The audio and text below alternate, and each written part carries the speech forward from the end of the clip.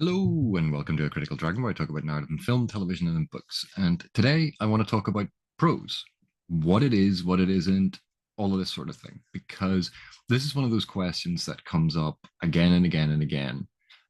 When we talk about books, people will say, "Oh, I love that author. I love their prose. The prose in this book is awesome. Oh, I didn't like the prose. This author's prose is not very good." And when you are aware of what prose is, this is all fine. But if you don't know, it seems kind of mysterious, kind of mystical. And the thing is, it's not. But one thing to be aware of, and that is prose is used in different ways in different circumstances. So, what I want to do with this is a very brief, hopefully for me, slightly reductive. I'm going to try and simplify things. Everyday sort of use for what we mean by prose. So, the first thing that we need to talk about, if we're going to try and define prose, is always to remember that these definitions are not prescriptive, they are descriptive. So we are describing what the thing is. It is not a limiting factor on what the thing is. And a lot of these definitions, when they came into existence, were describing one thing. But as literature has continued to change and evolve over time, the definitions get stretched and pulled in different ways.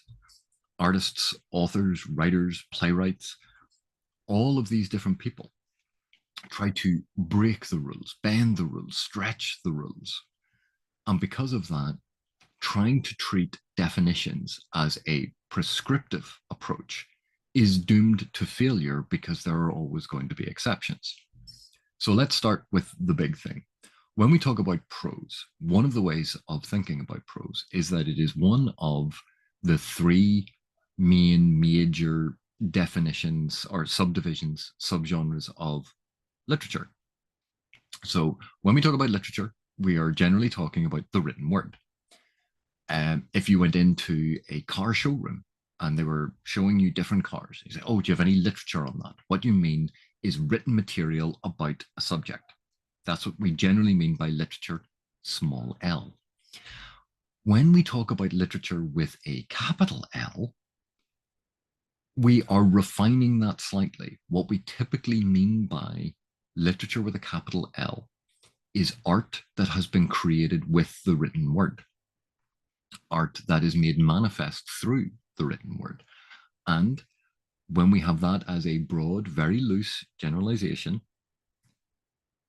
and yes, I mean broad, loose generalization, it is not the be all and end all description. We talk about three major genres: poetry, prose, and drama. Those are the three major ones. Now, if you have studied literature in high school, if you've studied it at an undergraduate level, yeah, you will be familiar with this. Not everyone is. But when we think about the evolution of literature over time, not all of these things came into existence at the same point. If we cast our minds back to even only as far back as ancient Rome or ancient Greece, there were poets and there were playwrights. Poems were performed for people, plays were performed for people. But the idea of a prose story, a novel, didn't really exist back then because the technology didn't exist to create it. Prose as a form of literature, while there are exceptions, comes into its own as a predominant form with the invention of the printing press. But that's getting ahead of ourselves. So let's start by talking about poetry. One of the standard, broad, generalized sort of definitions of poetry is a particular type of art that is created through words with a definite and defined rhyme scheme and a definite and defined rhythm. So we're talking about the number of syllables to a line, how a line sounds, all of those sorts of aspects. And those things were artificial. Artificial in the sense that they were crafted. They were not reflective of how people communicated normally. They were an artifice. They were a creation of art. And while poetry has exploded into a myriad of forms, as a general definition, we can understand why that is a good starting point. Even something like a limerick. There once was a man from Nantucket who kept all his money in a bucket. He had a daughter called Nan who ran away with a man, and as for the money, Nantucket. You can hear the rhythm, you can hear the rhyme. And that's not normally how people speak or how you would write an email or anything like that. It's an artificial form. Sonnets, again, classic example of this. A very specific type of art that follows these specific rules that are not found in everyday grammar. Yes, poetry has expanded beyond this. There are exceptions to this. Poetry is bigger now than that definition, but that gives you a sense of the core of where poetry started. And now this amorphous blob of all these different forms of poetry have spread out from that core. And some of them overlap with these other written forms of literature, these other arts. But poetry, when we think about it, was intended to be performed to an audience. It was to be recited by a poet to an audience. And so while even with epic poetry, it was describing battles like Hector versus Achilles during the Trojan War, the audience didn't expect to see Hector standing there and Achilles standing there and to watch them fight in some sort of presentation. What they expected was to be told about it in a very specific form. And that's one of the areas of contrast that we can have between poetry and drama. Drama, again, was to be performed to an audience, but actors were going to physically embody the characters. They were going to deliver the lines of the character. And there may have been a narrator who was telling the audience things that were happening and was explaining aspects of what was going on. But people were on stage pretending to be these characters. And so when we talk about plays as literature, for a start, they are dominated by speech, by dialogue, by monologue. That is at the core of a lot of drama. And when we study it as literature, we look at the written record of the play. And one of the issues with that is not how a play is intended to be perceived. A play is to be experienced. It is brought alive by the actors. It is brought alive by the scenery. It is brought alive by the blocking, the director's vision for how the story is going to be told.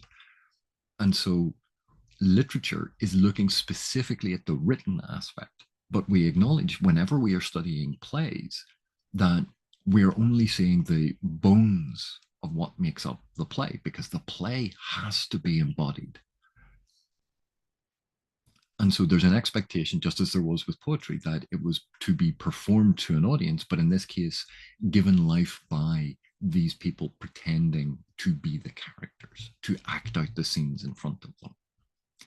And that takes us on to prose, because prose evolves much later. And in that, it pretty much covers almost everything else, at least initially. But the thing about prose is it was a way of creating art using everyday language, not necessarily everyday speech. It wasn't reflective necessarily of how we speak, where we use sentence fragments, where we have ums and ahs, where we trail off, where we suddenly move on to a different topic. But it was using the common rules of grammar. It was using the common rules that governed how the language functioned. So where poetry would deliberately mess with those rules and use very strange rules that didn't occur in normal language, and drama was very much reflective of forms of speech, prose was in the normal language, not normal speech, normal language. So it was using the rules of everyday grammar to communicate a form of art, to create narratives, to tell these stories. And again, it evolves over time, where authors and writers using prose were using techniques that were established elsewhere. And because the study of poetry kind of existed before the study of prose, quite often a lot of terms were coined and they're called poetic devices. But we can just as easily, and quite frequently we do, call them literary devices because they are devices employed in poetry, prose, and drama. Things like similes and metaphors and symbols and allegory. All of these things occur across the multiple or the three major genres. And there's bleed over between all of these different things. Some prose tends more towards the poetic. Some poetry tends far more towards prose. Some poetry tends into the dramatic. Some dramas are written in poetic forms. That there is a constant movement and blending, but we still try to establish these three core genres because they give us a starting point, an anchor point from which to investigate things. So prose, in that sense, is very much something written in normal language, using the normal rules of grammar, not special rules about rhyming, not special rules about the number of syllables to a line, but the standard rules of grammar. And it's written predominantly in describing things the way that epic poems did, rather than an expectation that someone was going to enact them, that they would do with drama. So that is kind of quite a reductive, quite a simplified form of when we talk about the genres of literature, poetry, prose, and drama. And again, for most of us, when we talk about genre, we're talking usually about, things like horror, romance, science fiction, fantasy. Genre just means group, where you're placing like with like, similar things together. That's all that we're doing. And so these large groupings, poetry, prose, and drama, they're the genres of literature. But of course, literature is even more complicated than that because we can say the written word, or do we mean the recorded word?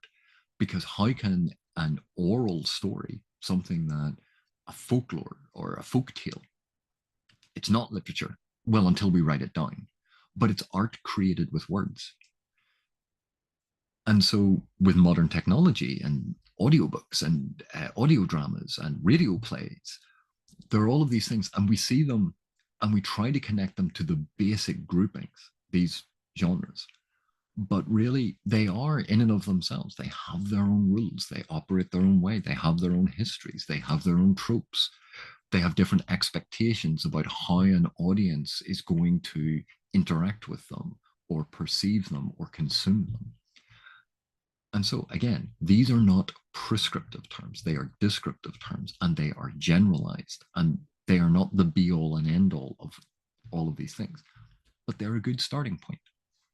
So now that we've established that prose within literature is generally writing using modern or standard language, the normal language, the normal rules of grammar.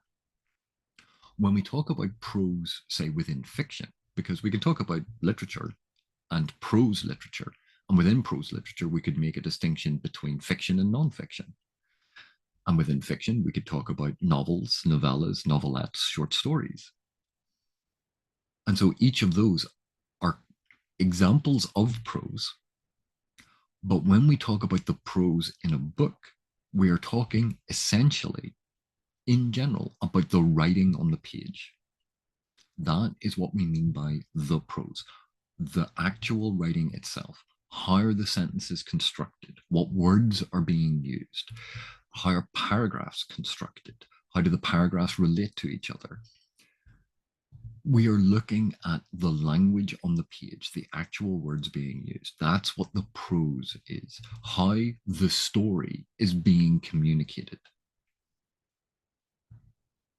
And this isn't even getting into style and voice and all those sorts of aspects. That's another video for another time. But when we talk about prose, we can further subdivide elements of it because we can talk about descriptive passages. We can talk about exposition, exposition being more explanation of thing, something that is explicative, that is explaining the background of something, the theory of something. That's generally what we mean by exposition. It is giving you background information and detail that is required. Description, on the other hand, is usually rooted in the scene and is usually describing something that is happening. Again, very broad sort of rule of thumb differences between these things. And then we have dialogue, because dialogue is, as we know, not necessarily written in everyday language. It's quite often reflective of everyday speech. It's being interpreted by people that way. But dialogue is part of the prose of the novel, but it is a different type because it's reflective of speech, not necessarily just reflective of language. And all of this is to say that when we talk about prose, prose is not prosaic and mundane in the sense that it must be the lowest standard or the most basic form of something. Prose means using standard grammar as a default. And from there, the use of literary devices, poetic devices, that can be and is one of the tools, one of the many tools that authors can use to shape their prose. There is no prohibition about using poetic devices in prose as if somehow they are only meant to be in poetry and prose is not meant to have them. That would be absolutely ludicrous. Prose is writing, and in this sense, we're talking about the writing on the page that is trying to create artistic effects using words written in roughly standard, common grammatical form rather than the highly artificial form of poetry as it was conceived, or to be performed and enacted and embodied by actors on a stage. That's what we mean by prose, the writing on the page, and that's what it's trying to achieve. And so that's basically it. That when you read a book, you are reading the prose, the writing on the page. And there are no rules that say it cannot have poetic devices in it, because poetic devices are just literary devices. We find them in everyday speech. Her eyes were were the color of the sky. The car went off like a rocket. We use these, and even like some of those things that we use in everyday speech are defined in rhetoric, defined in the study of all of these things. But the prose is the writing on the page. And when we talk about it being prose, we're talking about it using everyday language, standard grammar, that if you understand the basic rules of a language, you can read the prose. Whereas understanding the basic rules of grammar does not necessarily apply to poetry, because poetry is highly artificial. At least some of it is. But that's all I wanted to say on this as a just standard basic introduction to these concepts. When we look at, and I have lots of examples of this, we can go through the writing on the page to pick different things up, to see how symbolism is being used, to see how the author is manipulating things. But each time when I'm looking at that writing, I am looking at the prose. I'm looking at how the author has communicated the information. Because it is done through the words on the page. It is done through the writing. It is done through the prose. The prose is used to create the effect on us, to create the story in our minds. That's what we mean by the prose. But hope this was kind of helpful. I know it's reductive. I know it's simplified and actually quite simplistic, but people still seem to have issues with this sometimes. So thank you very much for watching. Thank you for your continued support, and I will see you in the next one.